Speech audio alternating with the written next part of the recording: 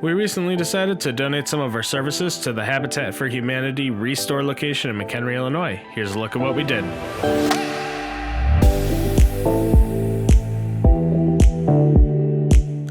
Habitat for Humanity reached out to us because they were having leaking at the Restore location in McHenry, Illinois. After our evaluation as to what we believe to be the cause of the leaks, we opted to donate our services to the charity. I'm going to let the video speak for itself here so you can get an idea of the process of performing sealant repairs.